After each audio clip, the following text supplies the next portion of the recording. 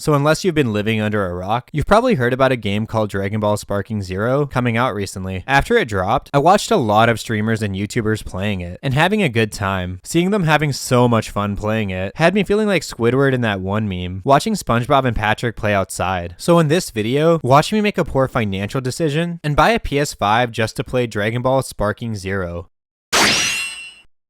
When I decided that I'd pull the trigger and get a PS5, I started looking at prices online and noticed that a lot of retailers had the PS5 Slim and the digital models on sale. I think this is because the PS5 Pro is coming out in November, so they're anticipating more people wanting that version. If they already have one of the older models and want to upgrade, or don't have one yet, that price is kind of steep though, Sony. I am never gonna financially recover from this.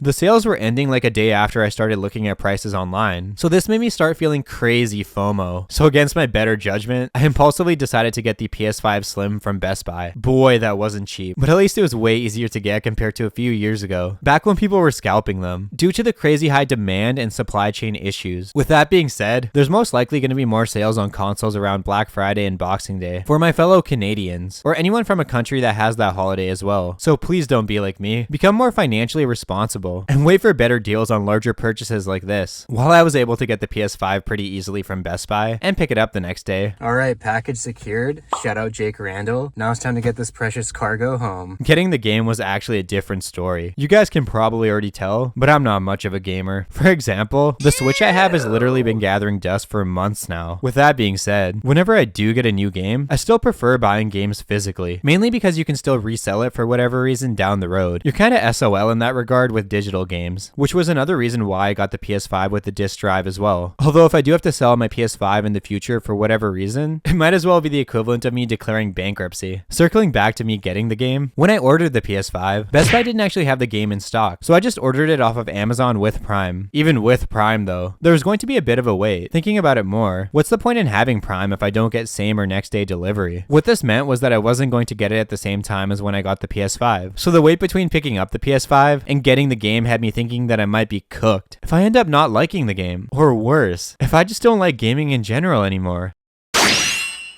I was hoping that would all change once the game actually got delivered and I got the chance to set up my PS5 and start playing, hopefully reminding me of when I was a kid, and I would go over to my friend's house to play Budokai Tenkaichi 3 on the PS2. After setting up the PS5, I was locked in and ready to play until 3 hours later. Finally, I was ready to lock in and go Super Saiyan, until I realized that I don't have a capture card, and I'm kinda trash too. With all that being said, if you do want to watch more Sparking Zero content and get better at the game, I highly recommend that you check out Lotus Asakura's channel. He makes great fighting game content, and he's been pumping out the Sparking Zero videos ever since the game dropped. Maybe if I keep watching him, I'll actually get my head in the game and be able to beat Goku. He not beating Goku! On second thought, maybe that's not gonna happen, but I do know someone who could.